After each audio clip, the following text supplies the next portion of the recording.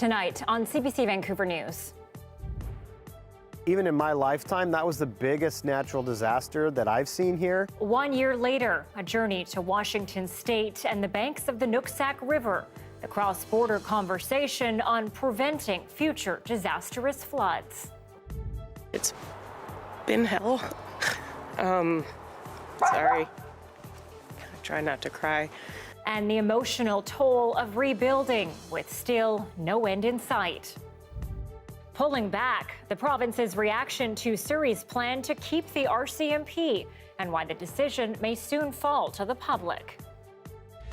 This is CBC Vancouver News.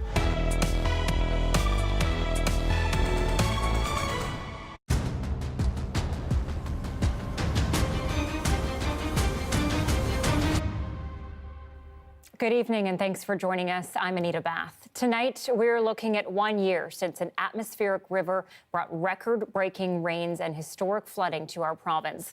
The waters have long since receded, but many residents are still trying to rebuild. They've still got sandbags. This is a year later, and we're still dealing with sandbags. So the damage spread across BC's south coast and into the interior, causing an estimated $675 million in insured losses, making it the most costly weather event in BC history, according to the Insurance Bureau of Canada. The Sumas Prairie near Abbotsford was particularly hard hit. Floodwaters threatened to shut down the local pump station until residents pitched in, assisting emergency crews. But while the flood water that poured into the Sumas Prairie had a pronounced effect on people in this province, experts say the rain is not what actually put the prairie underwater. The Nooksack River near Bellingham, Washington, breached its banks during the atmospheric river event. The floodwaters ended up in the Sumas River and overflowing into Abbotsford. Tonight, there are growing calls on both sides of the border to fix a permanent job. But as John Hernandez reports, jurisdictional overlap means progress is slow moving. I'm in Everson, Washington, just a few kilometers away from the Canadian border. I'm standing on the edge of the Nooksack River. Now, this is the same body of water that overflowed and flooded Abbotsford's Sumas Prairie just 1 year ago. We're here to hear from county officials and how they plan on keeping disaster from happening again. The water might be low, but signs of the flood are all over the place. You can really look and see the kind of the log jam buildup right by the support of the bridge. Just gives you an idea of how high the water got. Last November, the atmospheric river filled up the Nooksack far beyond what the county had projected. As soon as it leaves the riverbanks, the Nooksack River leaves the banks and heads north, we really are watching it because it'll go across 5 or 6 different roads on its way north to Sumas. One person was killed as the torrent of water swept through the town on its way north. I'm not wanna lie to you. I was scared. This farm worker raced to save his cows. So when I wake up at 4:30 in the morning and I see outside, it was terrible. So I have to start to do what I have to do. 1 year later, much of the community is still in shambles, and despite repairs to levees and culverts, there's no obvious long-term fix quite yet. When you start talking about permanent solutions, it really becomes very complicated and things move a little bit slower because there's a lot of different opinions on what those permanent solutions are. Opinions like dredging, side channels, even water storage coming from both sides of the border. There's been, I think, 3 or 4 really good, solid meetings where Canadian representatives have been watching or zooming in. And they're just having meetings and meetings and meetings, and nobody knows what to do there. Frustrations piling up for residents like Everson City Councillor Matthew Goring, who took matters into his own hands by raising his house. So these flood vents are meant to equalize the water, so the water's supposed to flow in here. Until that trailer's out of there, which should be in about 3 weeks, and I'm high and dry in that house, I'll be fine. But I feel so sorry for my neighbors and family and the people that I represent in Everson that they're not at that point yet. Provincial and state officials say they're working with their federal governments to solve this river's riddle. Until then, those in its wake are at its mercy. John Hernandez, CBC News, Everson, Washington. And it's been a long year for many farmers. The CBC's photojournalist Ben Nelms has followed the Meyer family as they try to recover. He's captured their story in images. Farmer Chelsea Meyer tells us what it was like for her family during the evacuation. November 15th, 2021 was a Monday. We had decided not to send our kids to school because the weather was not the prettiest, so we stayed home. We had watched the water continue to rise, and my husband, Carl, brother-in-law, and our children started taking the younger stock off of the property to higher ground as per our protocol. And I'd watched the water creep up even further around our property. And by 11:30 in the morning, there was water completely breached over South Parallel Road on both sides of our property. By 10 a.m.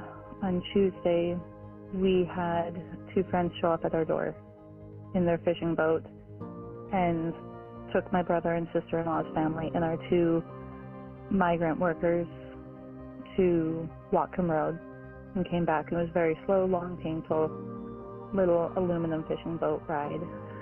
And it was something that you never want to experience. Leaving your animals, hearing them crying, leaving your house, leaving all your memories. When I did get back to our main farm, it was something that you never want to see. There were sandbags, there was things that were big that were moved that shouldn't have been moved, but water has a force like no other. And coming up later in our show, I'll be speaking live with a farmer who talks about the emotional toll the past year has taken on him. We'll also hear from residents in Merritt who are still out of their homes.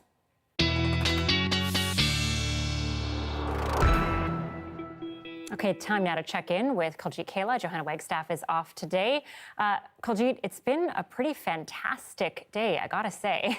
Nice and dry, and that's going to continue, Anita, for a few more days. It's all because of BC sitting under a ridge of high pressure. For most of the south coast, it's Prince George that's seeing some snow in the coming days. About 5 centimeters expected there, as well as parts of the Kootenays.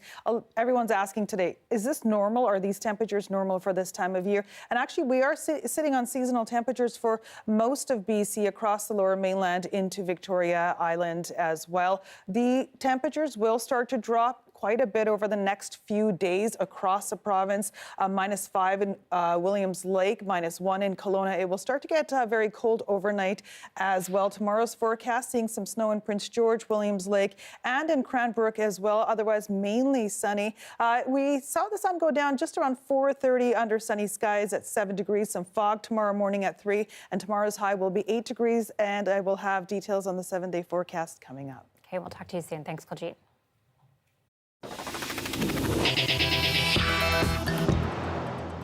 Well, Surrey City Council has voted to restore the RCMP and stop the city's transition to a municipal police force. Council now has to prepare and pitch a plan on the policing shift to BC's Public Safety Minister Mike Farnworth. But as Josh Grant reports, Farnworth seems to have a lot of questions. Mayor Brenda Locke and her Surrey Connect slate made use of their council majority last night, voting to retain the RCMP by a margin of 5-4. Last night's vote also directed staff to send a letter to the Surrey Police Board, telling it to pause any new hiring and spending. Surrey Councillor Doug Elford opposed the motion. He says it's, quote, a colossal waste of time and money. I have many, many reasons why I think a municipal police force is to benefit the people of Surrey. I think it just provides a better connection with the community, and I think it's the right direction to go in. Elford hopes the province carefully considers the consequences and says he's worried the RCMP doesn't have enough staff to serve the city. I think it's going to be quite difficult for the new mayor to actually put the brakes on this. This former police chief says policing in Surrey has become highly politicized and the BC government should be watching closely. He says any plan that's put forward will have to meet provincial standards. I think it really has to be thought out in a more of a methodical way to see what's best, not only for Surrey, but for the region in Metro Vancouver. BC's public safety minister says both the City of Surrey and the Mounties need to present a detailed plan. You've got 300 plus people who came in good faith. How are you going to deal with them? How are you going to restaff? That's what the RCMP have to provide a plan on to how that would take place. There's capital assets. There's a lot of work. It took a long time to get to the point where we are now, and a transition is not, like flicking a switch on and off. Farnworth says the Surrey Police Service can continue its mandate until the province tells it otherwise. The cost of returning to the RCMP would have to be covered by the city. He says Surrey's proposal will be made public, and he's expecting it by the end of the month. Josh Grant, CBC News, Vancouver. A new report has found that Indigenous people who use their status cards often face racism and discrimination, either with subtle microaggressions or overt racism. This is really seems to be an issue that incites this belief that Indigenous people are unfairly advantaged, and that this seems to be a much more free way in which people share their racism, anti-Indigenous racism. There is no measure by which Indigenous people are unfairly advantaged that I can tell. The cards are official identification and are used for a wide range of government programs and services. The survey was commissioned in response to the wrongful arrest of a Heiltsuk Nation man and his granddaughter at a Vancouver bank in 2019. It's not only the killers that work in the bank or the big store, it's the people behind us too. They make huffing noises, or they say something about us having a status card, Some people, it makes them feel really small or really embarrassed about using a status card that is government issued. The cards have been a valid piece of ID in Canada for more than 65 years. Among the report's recommendations, a call for the federal government to denounce racism and educate retailers. Merritt RCMP are investigating after more than 100 gunshots were fired early this morning in and around the city. Mayor Michael Gates says the first shots were fired on the Coldwater Reserve around 5 a.m.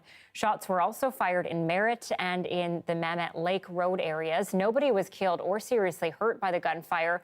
Mounties confirm no arrests have been made, but that some suspects have been identified. It's believed the shootings were targeted. And people along the False Creek seawall found an unusual sight this week. It was a sunken ship. On Sunday night, the Canadian Coast Guard responded to a report of a sunken vessel near the Plaza of Nations. Crews found a 40-foot wooden hull boat submerged in the waters of False Creek. A containment boom has been placed around the wreck to stop any potential diesel leaks. The public is asked to stay clear until the vessel is recovered. Vancouver City Council will be voting on whether or not to allocate more resources and funding to the Chinatown area. It's a neighborhood that continues to be plagued with vandalism, graffiti, and random attacks on the most vulnerable. As Janella Hamilton reports, some Chinatown business owners say it's encouraging to see the new council making their safety a priority. Ross Lamb and his family have owned Forum Appliances on East Pender Street for more than 3 decades. It's a place he calls home. I think everybody kind of knows all of the issues that Chinatown merchants are facing. And because of that, I think a lot of people are afraid to come to Chinatown.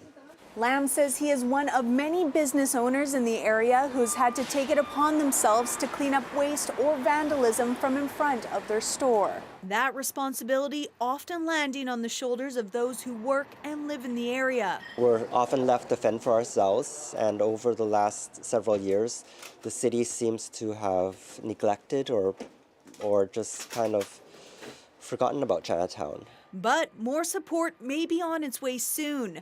This week, Vancouver City Council is tabling a motion aimed at uplifting and allocating more resources and funding to Chinatown. But this is something that we've heard loud and clear, I think, over the last term, that we're not doing enough and we need to scale up the effort and the level of response. Help that can't come fast enough. There are these urgent calls to increase street cleaning to a weekly basis, like provide additional graffiti removal services and funding. Sergeant Steve Addison with the VPD says community members, including the most vulnerable, are grappling with a growing number of issues like street disorder, reoccurring graffiti, and random stranger attacks. The 88-year-old man bear sprayed at the bus stop. The delivery driver who's repeatedly stabbed by a stranger. These are all very concerning crimes, and when people hear about them, it exacerbates that feeling that they have and that sense that safety's been lost in the community, and we really need to restore that. Lamb says the City Council motion is an encouraging sign of change. That sends a message that the city cares about Chinatown and that the merchants have hope. Hope for the future of the historic community. Janella Hamilton, CBC News, Vancouver.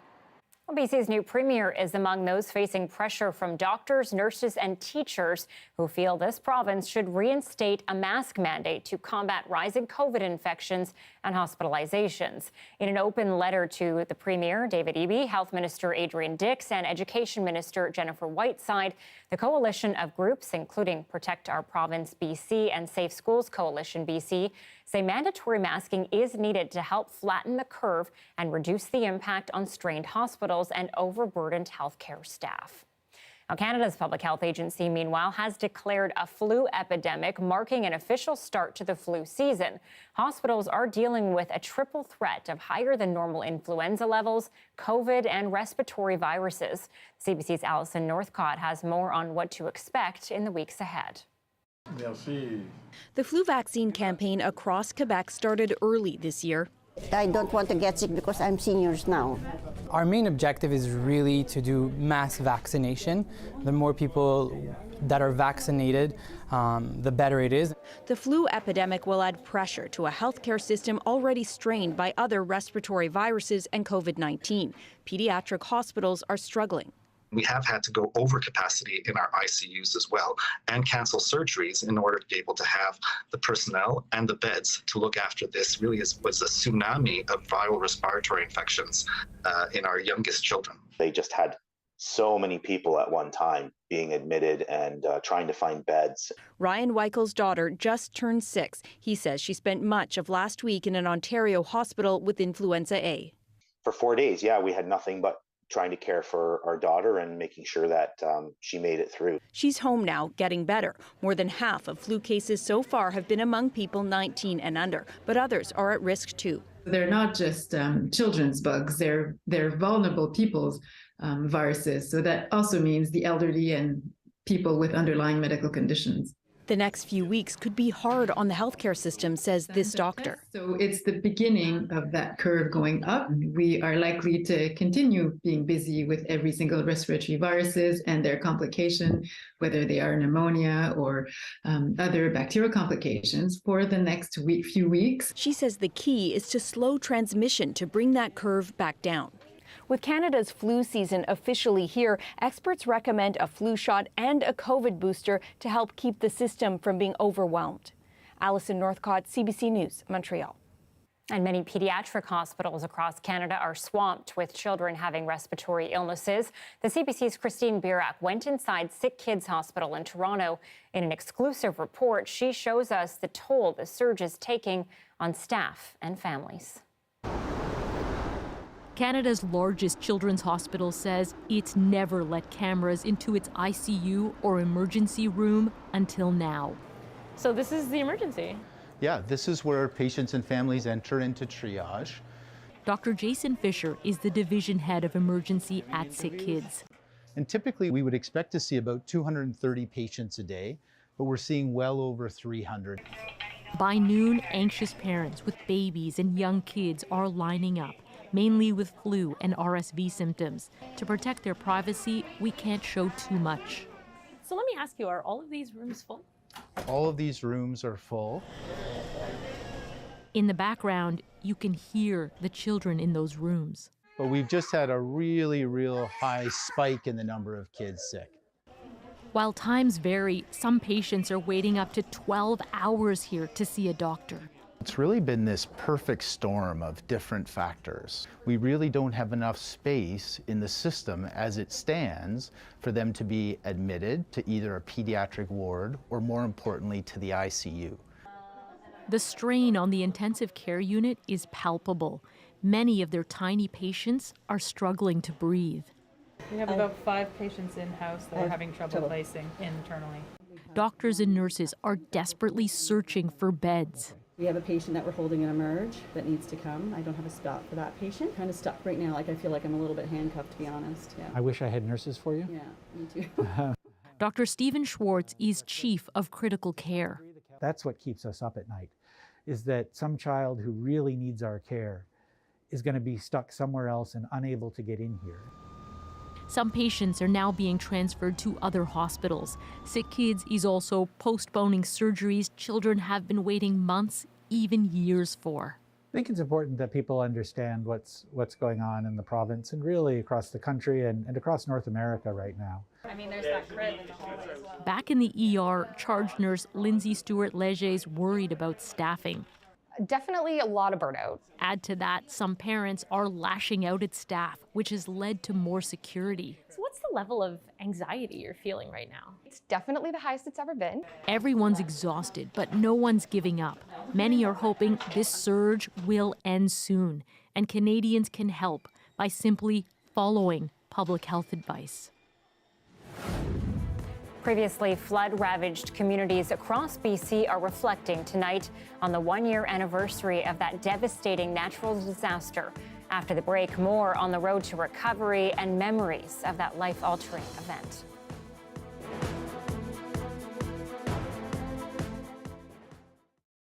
Thanks for staying with us during our commercial-free live stream tonight. Well, among many calls to climate action is finding cleaner ways to produce energy. Over in New Brunswick, a wind farm is slowly taking shape. The crews show us how they're using drones to attach wires across the St. John River. As part of the Birchall Wind Farm, we're basically installing a 500-meter crossing across the St. John River. We've already installed 2 95-foot steel poles on either side, one on either side of the river. What we're doing today is we're basically getting ready to install wires across the river. So in order to do that, we need to get basically a pilot line across.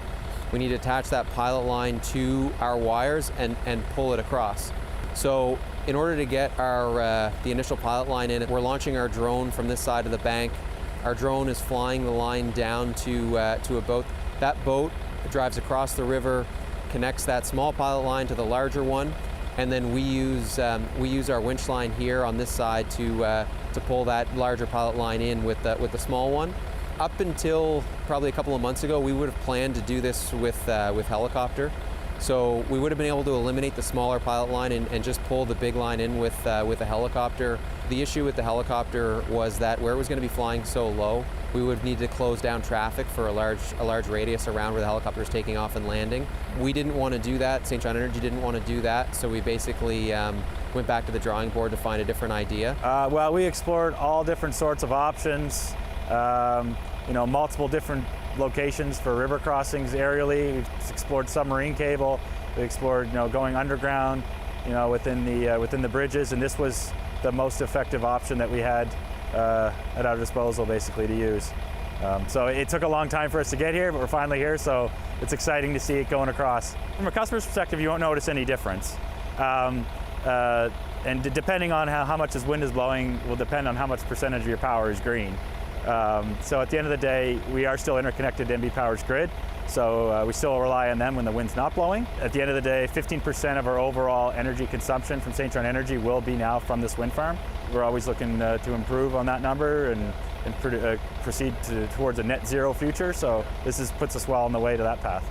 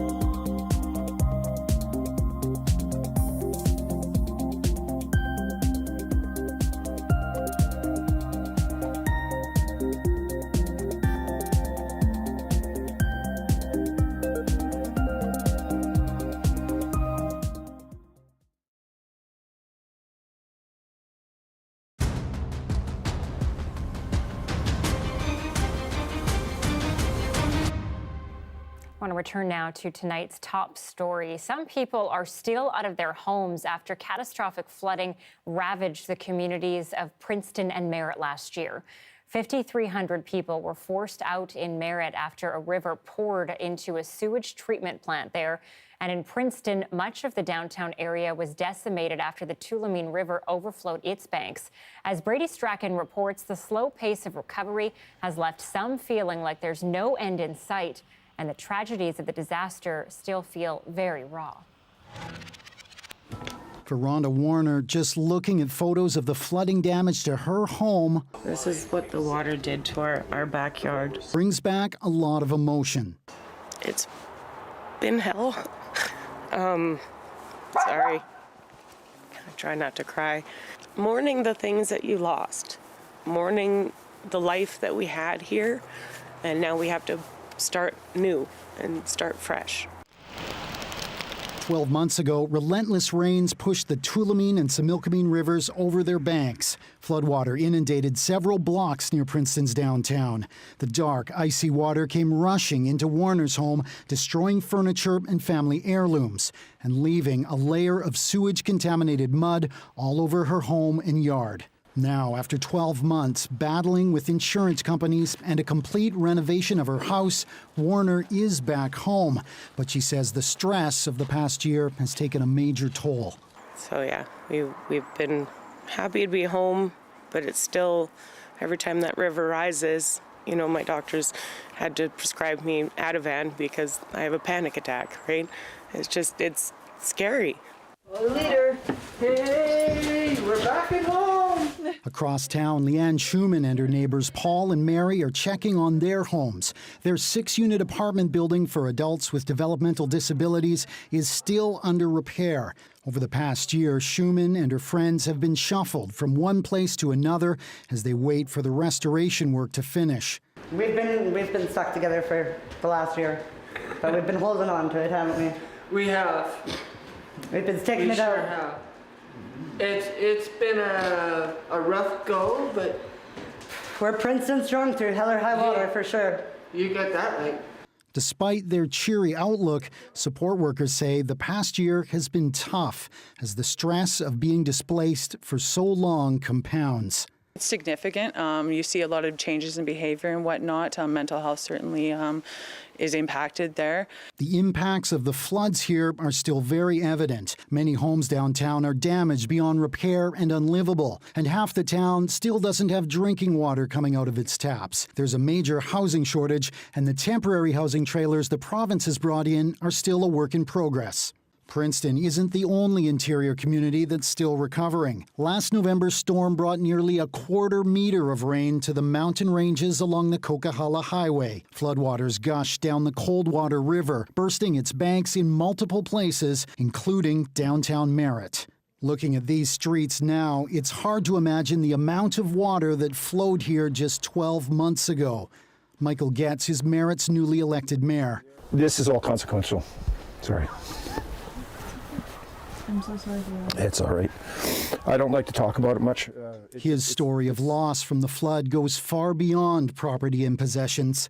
It involves a fatal traffic accident when his daughter crashed while driving to escape the devastated city, a crash that killed his granddaughter. We had no home. We had lost my granddaughter. I knew my house was underwater because I'd seen it on the news the night before. It's a surreal feeling when you're sitting somewhere and the breaking story is your home surrounded by water. And so it was probably the lowest point of my life. I don't think I could ever get any lower than that. Getz says his neighbors are struggling too. Some homes are abandoned and others are still rebuilding. The city itself is still rebuilding, including work to build flood levees to protect the community from future floods. If we have to call in the private people to help build these dikes up, and I know it's against the rules, but we'll do it. If we're left with no choices but to defend ourselves, we'll defend ourselves, no problem. It's a sentiment shared by many here, informed from the trauma over the past year to not again be caught unprepared. Brady Strachan, CBC News, Princeton. For more on this story and the mental health effects the floods have had on BC farmers and other people, let's bring in Dave Martins. He's a chicken farmer whose property sits in the middle of the Sumas Prairie, which is where he joins us live from right now. Dave, I spoke to you almost a year ago today. It was a really emotional time for you, for everyone. We know for so many farmers, the anxiety, the depression has gotten even worse. What has it all been like for you, this recovery? Well, thanks, Anita. It's been a year of trials, anxiety, and stress. It's sometimes even lonely.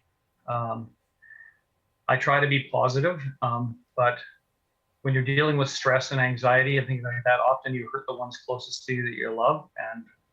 And I guess it's an important time for me anyways to keep short accounts of wrongs suffered, and a lot of hugs are needed. It's been quite a daunting task, but we're trying to hold on to hope for the future. I tell my kids, dare to dream, and we're dreaming of better days, but the stress at times it still manifests itself even at night. Do those better days seem close, or is the road to recovery still long? Well, for example, our farm, we flooded on November 16th of last year. We're moved back as quickly as we could after thieves robbed our house of things we had moved to high ground. And we just needed to be back here living in the top floor. So our house is almost finished, but I'm doing that through financing myself. But it's a long, long road to recovery for many of my fellow farmers around me and my neighbors in the community. I think if anything it's done that's positive, it's drawn us as a community closer together. We've had a lot of support from various charity organizations and groups, so that's been good. But I know for me, knowing, number one, that there is the possibility of this still reoccurring, that is a nagging thought in my head that could come back to haunt us. We are not secure with the US side of the water. I mean, this is an American problem. This did not come because of things happened here in BC. And I know the city of Abbotsford is too small to carry this. The province of BC can't carry this. This is a national thing. We need money and help from federal government. Well, and I know that you have been very vocal about talking about that, getting that help and those financial supports in place for everyone, including your neighbors and other farmers. Can you also talk about why that's been so important for you and your mental health, helping others? Well, I think that helps me take a little bit of the focus off myself and my problems, because if you look just internally, it can be a very dark hole. And I would encourage anybody out there to seek help. I know for myself, a big part of the healing process, Anita, is going to be when I have chickens back on this farm. So many of you people may think that this problem is over.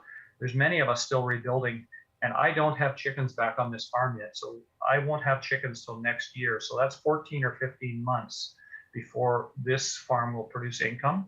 I'm fortunate that I have other options, and I have another small farm in Abbotsford that I can raise some of my product. But for many of my fellow neighbors, it's very, the blueberry industry has been decimated really, really hard, and some of them are really struggling. And we have what's called the Ag Recovery Program, and that is definitely helping. And kudos to the Ag Ministry for that. We have agri-stability, which is going to help, and we have the disaster financial assistance. Now that's something that doesn't seem to be working right now, and that's going to be that's really, really hard for a lot of people. There's many people that live out here that their homes were flooded and they have nowhere to turn. They can't borrow money, and the disaster financial just is not working for many of those people. So it helps me focus elsewhere than my own problems, which are many. But I'm hoping that some of the steps that are being taken will help make it better. But for me, there's always that nagging feeling that this is going to come again from the U.S.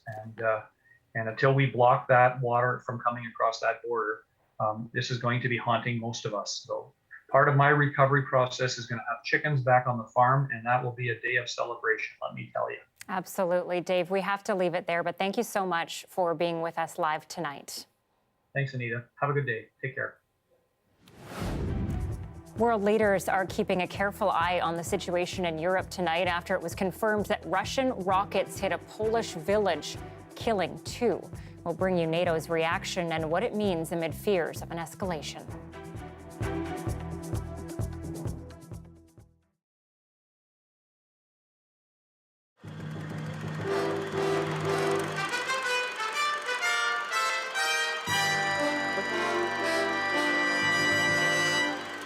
Good evening. In British Columbia tonight, dozens of communities in the Fraser Valley are cut off after more than 17 centimeters of rain flooded major highways.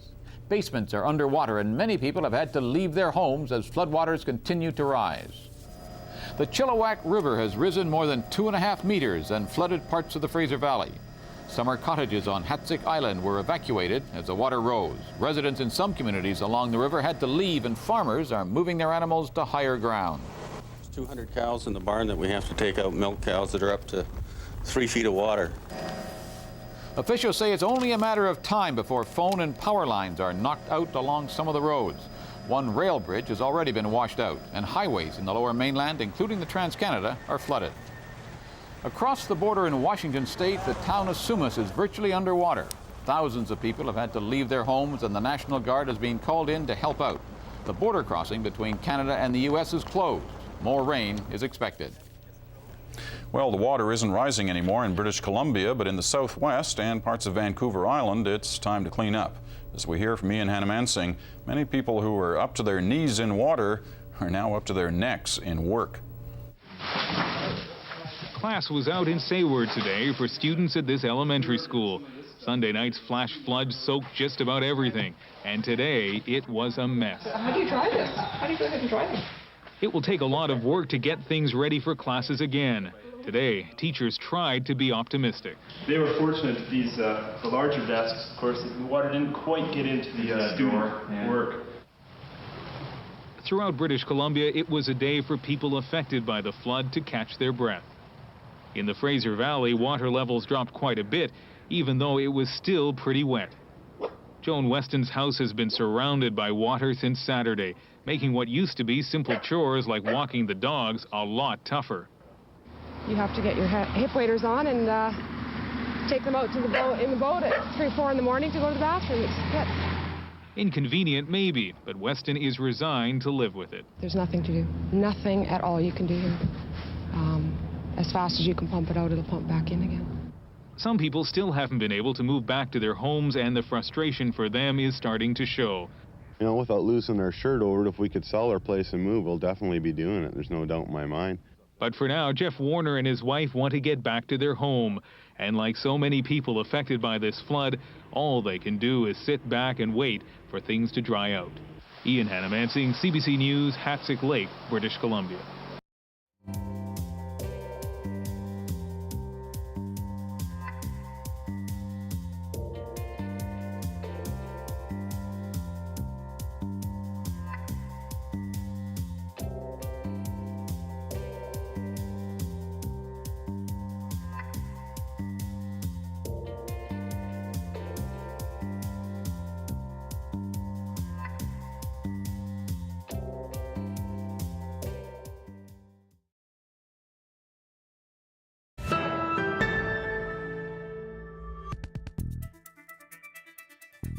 We have some breaking news to tell you about now. Former U.S. President Donald Trump has announced he will launch a third White House campaign, getting an early start to the 2024 contest. And the announcement comes just a week after an underwhelming midterm showing for Republicans. Trump made the announcement at Mar-a-Lago a short time ago.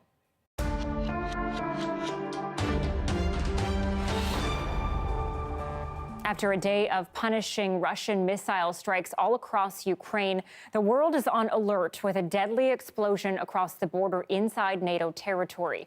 Now leaders are meeting to discuss that blast in Poland that has killed 2 people. Poland believes it was caused by a Russian-made missile, but as Briar Stewart reports, many facts around the incident are still unclear. For months, emergency crews have responded to explosions in Ukraine, but this is just across the border in Poland. A blast at a grain facility killed 2 people. Poland says it's too early to say who fired the rocket that hit the site. The Polish government convened an emergency meeting. We have just decided a moment ago an increased readiness of some military units in Poland. Poland's president said the country will likely invoke NATO Article 4 Wednesday, calling on members to discuss any concerns raised by a country. Officials from NATO Baltic nations are vowing to defend every inch of NATO territory, but the language from other countries, including Canada, is more cautious. We're following up this situation very closely, and of course, we'll be having important meetings today with allies. U.S. President Joe Biden spoke with Poland's president and promised to support the investigation. U.S. officials also can't confirm Russia fired the missile. Russia's defense ministry denies claims it did, calling them a deliberate provocation in order to escalate the situation. The Russians don't want to have a response. They don't want to hit NATO because NATO then would be free to attack Russian units either in the Black Sea or in the skies over Ukraine or Russian units in Ukraine. All this as Russia unleashed a barrage of missiles against Ukraine Tuesday, hitting at least 2 residential buildings and taking out more of the country's energy infrastructure, leaving streets darkened and hundreds of thousands without power. The missiles were launched shortly after Ukraine's President Volodymyr Zelensky addressed G20 leaders virtually. After the explosions in Poland, Zelensky released a new message with a warning. The terror is not limited to our national borders. Perhaps not. But whether what happened in Poland was intentional remains unclear. Briar Stewart, CBC News, London. Well, many of us have received phony calls claiming to be from Service Canada or the Canada Revenue Agency. Canadians have lost more than $300 million to fraud this year. An international student living in Edmonton lost an entire semester's tuition to scammers. And as Madeline Cummings reports, now she wants to warn others. 27-year-old Parisa Gambari walked into this downtown Edmonton store last month and deposited nearly all her money in a Bitcoin ATM. The international student from Iran did it while under pressure from a phone scammer. The caller said her identity had been stolen and she needed to verify her money to protect it. I was freaked out because they said that my name was on a list of criminals and everything. I didn't want any trouble. At that point, I remember that I was scared of being deported. The scammer said to act quickly and not talk to anyone, and they promised the money would be returned to her account. And I remember I was crying the whole time because I was thinking it's Bitcoin. If it's gone, it's gone. But I don't know, I did it anyway. Gambari lost nearly $11,000, tuition money from her parents. Now she wants to warn her peers about common scams in Canada, and she thinks universities should do the same. They should tell students about this, at least send an email and tell students about all the ways they can be scammed. There's some appetite for that at the school. Constant reminders, constant emails, constant social media messages. I think that should be the way to go. Fraud experts say you don't have to know every type of scam out there, just the common tools of the trade. They're going to create a sense of urgency and they're going to ask you for money or personal information. Then that's when the red flags should start in your head. Gambari is trying to crowdfund for her next semester's tuition because with little chance of getting her money back, she might not be able to continue her degree. Madeline Cummings, CBC News, Edmonton. 8 billion people and growing. That's the latest world population estimate coming from the United Nations. But will that figure start to drop in our lifetime? We'll tell you more next.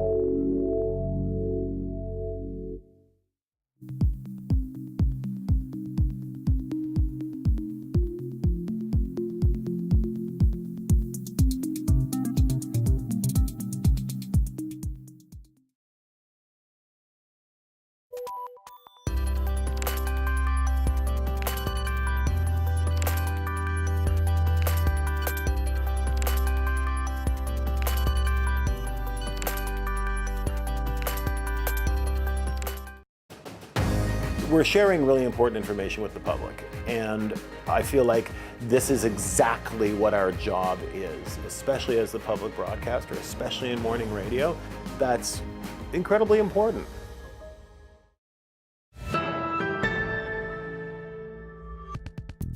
Well, our planet is hitting a major milestone today. The United Nations says there are 8 billion people living on Earth right now. And as Ashley Burke explains, much of the current growth is coming from developing nations in Africa. We're on a busy street in London, a city that has more people in it than ever before. The United Nations says that since the 1950s that the global population is tripled, and that it only took 11 years to add 1 billion people to the planet. In comparison, it took 300 years to reach the first billion. The UN says that this is a medical success story. The growth that we've observed in the human population has been driven by the reduction in mortality, the increase of human life expectancy, keeping people alive for longer than they had been in the past. And that's been especially true about child survival, improving the survival of children so that they survive to adulthood and start to have children of their own, and then they contribute to the further growth of the population that way. But that surge in the population, the UN says, is slowing down. And in part, that's because of education over the decades. The fertility rate has dropped around the world. In the 1950s, on average, a woman had 5 children. Now it's about half, 2.4. But there are still areas of the world where that's not happening. The UN estimates that the next 500 million people born will be from 8 countries, many of them in Africa. And we spoke to experts that say that there's downsides of growing populations. The more people you add to the planet, they say, the more consumption, the more potential impact on the environment, and that the solution, if people want to keep consuming the way they are, is smaller families. We simply cannot continue to have very, very large numbers of children. And it's far better, in fact, to have 1, 2, or 3 children who are low consuming, with well education, good health, and a good quality of life. Rather than continue to have large families. The UN agrees and says that the magic number to reach what they call population sustainability, where it's no longer growing, is for families to have 2 children. And they expect that could happen around 2080, when the population maxes out at 10 billion people. Ashley Burke, CBC News, London.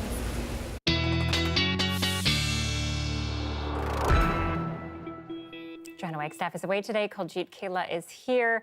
I know we're all enjoying the sunshine, but we do need the rain. So any sign of when it's coming? It is on its way. It's going to be a few more days before we do see that. We're sitting under a ridge of high pressure for most of the lower mainland right now, and that's what's kind of covering us from any rain systems or snow systems from coming in. What we will see in the next few... Oh, is this working? I'm not sure if anyone in the control room can push forward. We can't. Okay, maybe I'll come back with the weather forecast, Anita. Okay, we'll come back to you shortly. So save all that info for us, Kuljit. I will. Okay.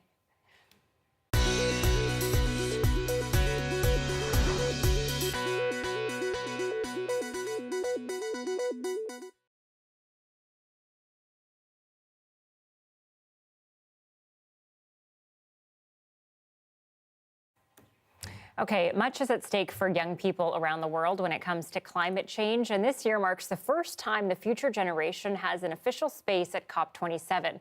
Susan Ormiston spoke with some of them in Egypt. They're fearless, young, global, a new generation of power, shaping climate talks.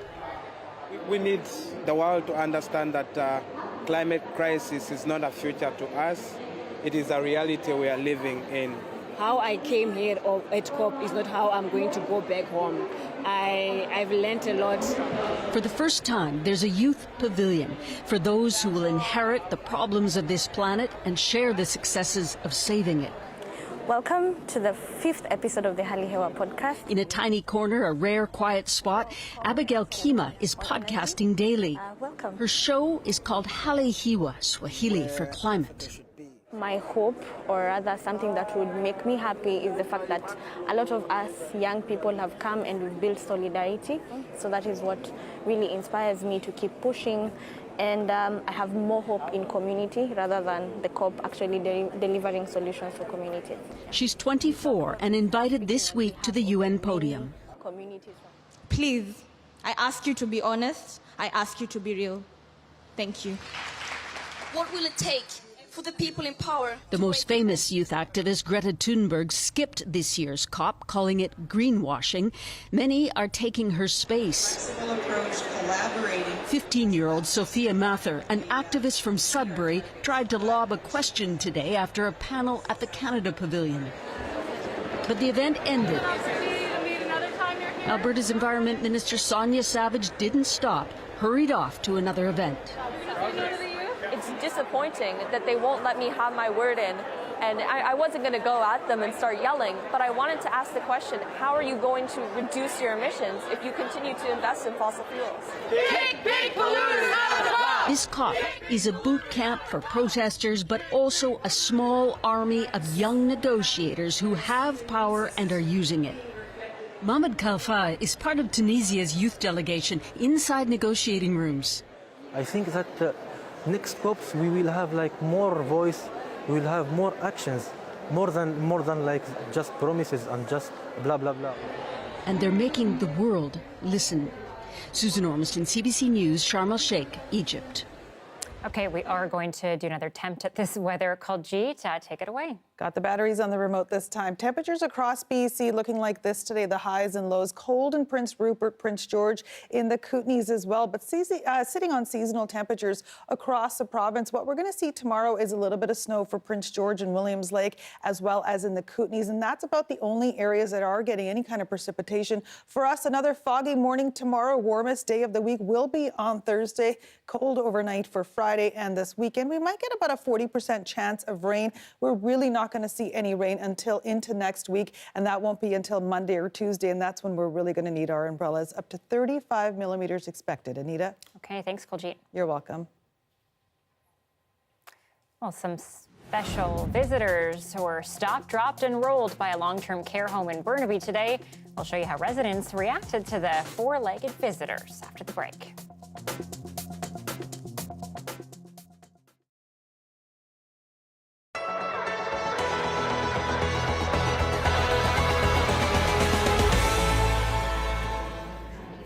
It's a lot of fun. It's being able to send a little bit of wish from home, just to simply say Merry Christmas and Happy New Year.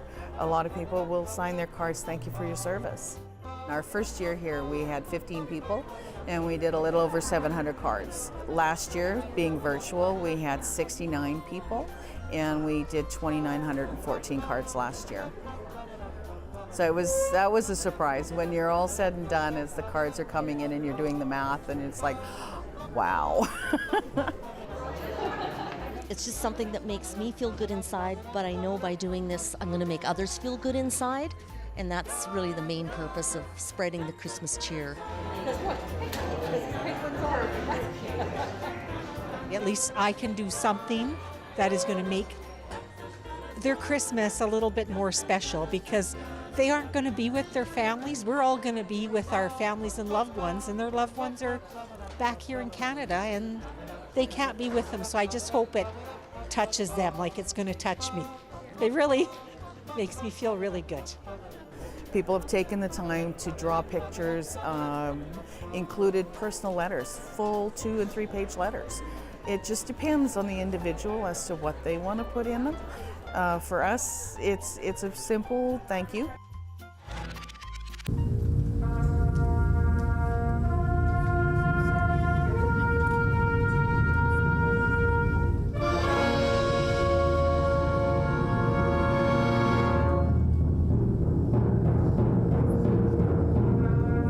There were no concert bands that were doing concerts in the summer for the community.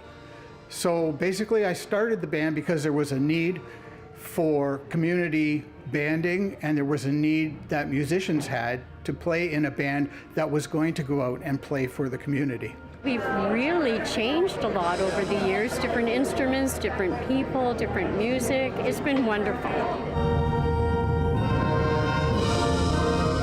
It takes a lot of work, and it means that everyone's got to participate and everybody's got to join in and help make things go. It's not just one person.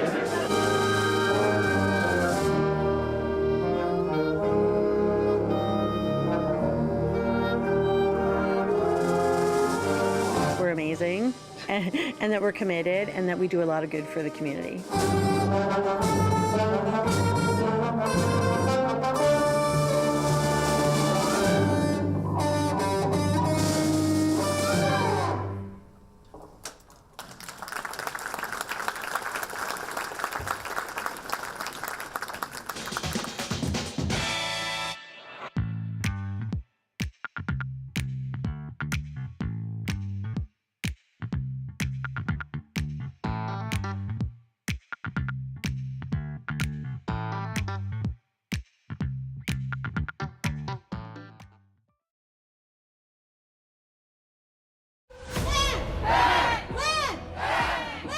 Land Back is a CBC original podcast where we uncover land theft in Canada and look at how Indigenous people are taking it all back. And that's what empowered nations and empowered people to just literally steal land. This is a consequence of your actions.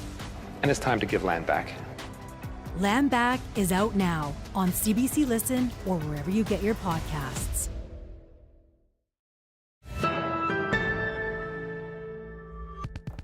Millions of red crabs are swarming the streets on Australia's Christmas Island. Take a look. The annual migration from the rainforest to the coast is in full swing. The crustaceans cross streets, climb bridges, and make their way through residential neighborhoods to get to the sea. Some roads are closed to allow safe passage. They'll eventually spawn off the coast of Western Australia after mating. Male crabs do return to the jungle, and females remain behind to burrow and lay eggs for 2 weeks. Each can produce up to 100,000 eggs. No kidding, no wonder there are so many crabs. Wow, that is a sight to see for sure. All right, moving on to a long-term care home in Burnaby that's gotten to see the dogs, and residents couldn't be happier. Therapy dogs from the Vancouver Eco Village paid a visit to Normanna Care after a 2-year hiatus due to the COVID-19 pandemic. Organizers say the program aims to bring positive human-animal interactions to improve the physical, emotional, and psychological lives of the elderly residents. Most care homes are unable to accommodate pets, so visits like these are a special treat for both people and pooches. This is a great way for people who do enjoy the company of dogs to be able to experience that and enjoy the comfort that they bring and put some smiles on their faces for the day. This isn't the first time four-legged friends recently stopped by the home. Last month, Normanna Care held Bring Your Pet to Work Day for staff and family of residents. Yeah, we know pets can be so therapeutic for people, so it's really nice to see this back up and running. That is our show for November 15th. Thanks for being with us. And tomorrow night, Dan Burritt will be here to take you through the 6 p.m. news. Good night.